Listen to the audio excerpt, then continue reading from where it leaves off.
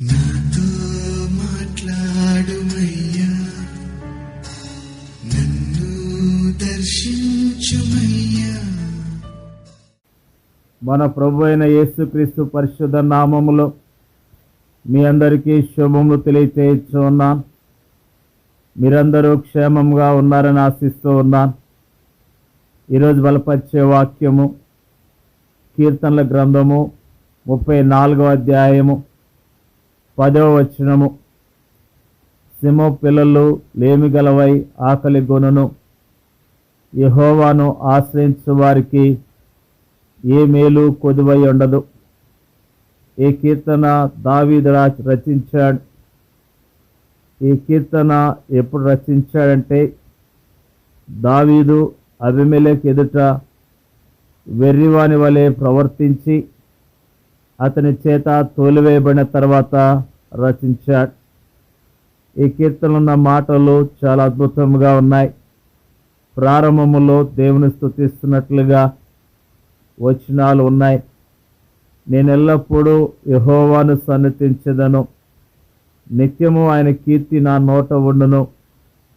యెహోవాను బట్టి నేను అతిశయించుచున్నాను, దీనులు దాన్ని విని సంతోషించెదరు. నాతో కూడి యెహోవాను గణపరచుడి, మనము ఏకముగా కూడి ఆయన నామమును గొప్ప చేయుదము. నేను యెహోవా యొద్ద విచారణ చేయగా ఆయన నాకు ఉత్తరమిచ్చెను. నాకు కలిగిన భయములన్నిటిలో నుండి ఆయన నన్ను తప్పించెను. వారు ఆయన తట్టు చూడగా వారికి వెలుగు కలిగెను, వారి ముఖము ఎన్నడూనూ లజ్జింపకపోవును. ఈ దీనుడు మొరపెట్టగా యెహోవా ఆలకించెను, అతని శ్రమలన్నిటిలో నుండి అతన్ని రక్షించెను. యెహోవా యందు భయభక్తి గల వారి చుట్టూ ఆయన దూత కావలి ఉండి వారిని రక్షించును.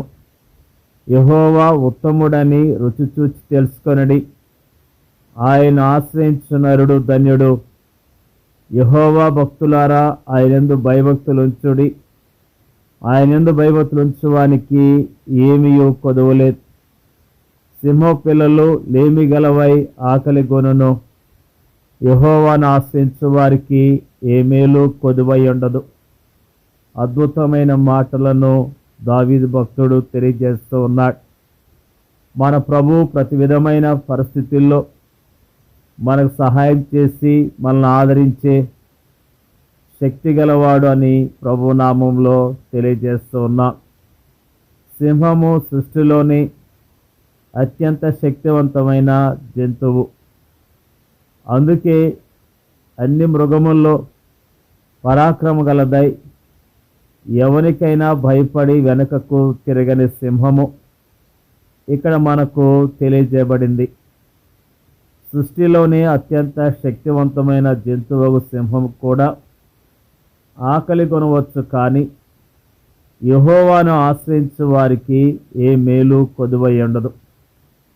తాము దేవుని నుండి పొందే వాటి విషయములో కొందరికి అమితమైన అసంతృప్తి ఉండవచ్చు. మనం ఎన్నో మంచి విషయాలు దేవుని నుండి పొందాలని ఆశిస్తాం. వాటి కోసము సుదీర్ఘమైన ప్రార్థనలు కూడా చేస్తాం.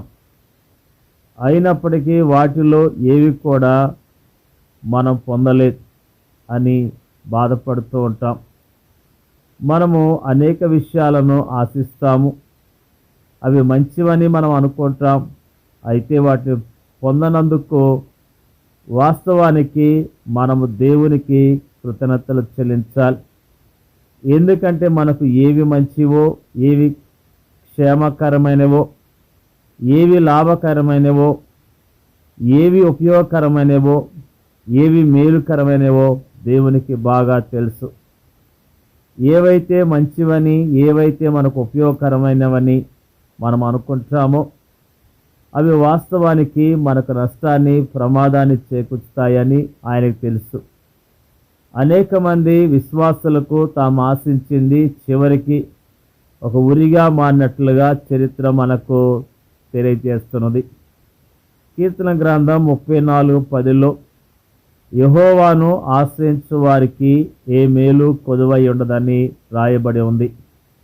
ఇక రాయబడిన ఆశ్రయించు వారికి అనే మాట ఇంగ్లీష్ బైబిల్లో వెదుకు వారికి అని అనువదించబడింది.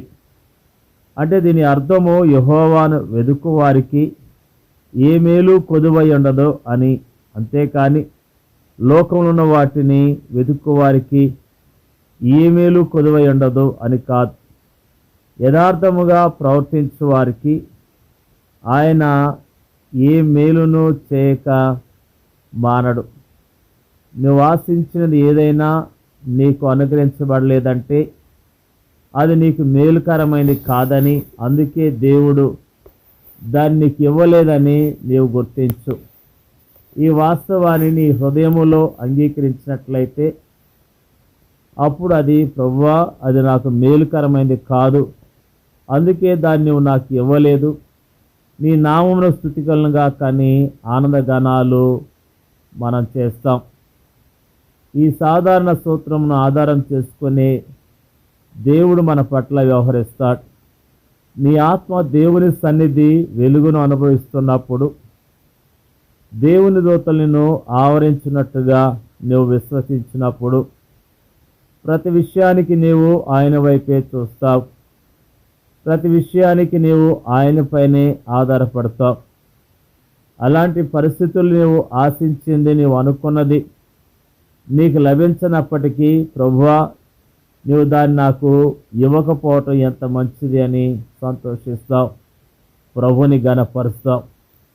ప్రేమైన దేవుని యొక్క ప్రజలారా, నిజముగా దేవుడు ఎంత మంచివాడు. మనకి ఏం కావాలో ఆయనకి బాగా తెలుసు, ఎప్పుడు ఇవ్వాలో కూడా ఆయనకి బాగా తెలుసు. ఆయన చిత్తానికి లోబడి ఆయన ఇచ్చిన వాటితో తృప్తి కలిగి ఉన్నప్పుడు మనం ఎంతగానో ఆదరించబడతాం, ఆస్వాదించబడతాం. కాబట్టి మనము ప్రభుని ఆశ్రయించి ప్రభు యందు విశ్వాసం ఉంచి ప్రభు ద్వారా గొప్ప ఆశీర్వాదాలను మనం పొందుకుందాం. నిజముగా తన భక్తులకు ఆయన ఏ మేలు చేయక మానడు అన్న విషయాన్ని మనము జ్ఞాపకం చేసుకోవాలి. ఆయన మనం ప్రేమిస్తున్న దేవుడు, ఆయన మనకు మేలు చేసే దేవుడు, మన పరిస్థితులను అర్థం చేసుకొని సహాయం చేసే దేవుడు, ఆయన ఎంత ప్రేమ కలిగినవాడో అన్న విషయాన్ని జ్ఞాపకం చేసుకుంటూ ఆయన స్తుతించాలి, ఆయన ఘనపరచాలి. దావీదు భక్తుడు అనుభవం గుండా వెళ్ళాడు. ఆ సమస్యల నుంచి విడుదల పొందుకున్నాడు, ఇబ్బందుల నుంచి విడుదల పొందుకున్నాడు, దేవుని నుంచి సహాయాన్ని పొందుకున్నాడు, దేవుని నుంచి ఆనందాన్ని పొందుకున్నాడు. అందుకని దావీదు భక్తుడు దేవుని స్తుతిస్తున్నాడు. ఆయన కీర్తి ఆయన నోట్లో ఉన్నట్లుగా భక్తుడు మాటలు తెలియజేస్తున్నాడు.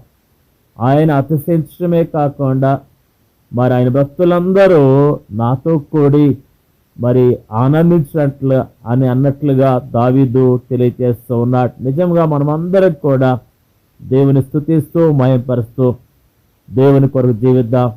దేవుడి యొక్క వాక్యాన్ని దీవించునుగాక. పరిశుద్ధులైన మా తండ్రి, జీవం కలిగిన మా ప్రభువా, మంచి దేవా, నీకు వందనాలు.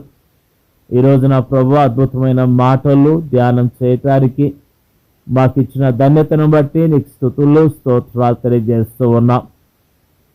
ప్రభువా మరి సింహ పిల్లలు లేమి గలవై ఆకలి గొంటాయని నిన్ను ఆశ్రయించే వారికి ఏ మేలు కొదువై ఉండదు అన్న విషయాన్ని మాకు జ్ఞాపకం చేసినందుకు నీకు స్తోత్రాలు తెలియజేస్తూ ఉన్నాం. ప్రభువా మా పట్ల ఎంత ప్రేమ కలిగి ఉన్నావు, మా పట్ల ఉద్దేశాలు కలిగి ఉన్నావు, మాకు ఎప్పుడు ఏం కావాలో అది ఇచ్చే దేవుడిగా ఉన్నందుకు నీకు వందనాలు స్తోత్రాలు తెలియజేస్తూ ఉన్నాం. ప్రభువా నిన్ను ఆశ్రయించి నీ చిత్తానికి లోబడి ప్రభువా నీ యొక్క ఉద్దేశాలను నెరవేరుస్తూ నీ కొరకు జీవించడానికి పరిశుద్ధాత్మ దేవుని యొక్క సహాయాన్ని మాకు దయచేయమని ప్రార్థన చేయొచ్చు ఉన్నాం. ప్రభువా నీ యొక్క భక్తులందరినీ జ్ఞాపకం చేసుకోండి అయ్యా. ప్రపంచవ్యాప్తంగా ఉన్న నీ భక్తులు నిన్ను ఆశ్రయించి నీ నామములో ధైర్యం తెచ్చుకొని విశ్వాసంతో జీవించడం నేర్పించండి అయ్యా. ధైర్యం తెచ్చుకోవడానికి సహాయం చేయండి. మరి ముఖ్యంగా ప్రార్థన చేయొచ్చున్నాం. ప్రభువా ఈరోజు చక్కని మాటలు మాకు జ్ఞాపకం చేశారయ్యా, నీకు వందనాలు తెలియజేస్తున్నాం. యోగ్యముగా నేను స్తుతిస్తూ గణపరుస్తూ నీ సాక్షి బిడ్డలుగా ఈ లోకంలో జీవించడానికి మీరు శక్తిని దయచేయమని ప్రార్థన చేయించున్నాం. మాకు ఇచ్చిన ఈ మాటలు బట్టి వందనాలు తెలియజేస్తూ మా ప్రార్థన అంగీకరించమని యేసుక్రీస్తు పరిశుద్ధమైన నామములో అడిగి వేడుకొంచున్నాం తండ్రి. ఆమేన్.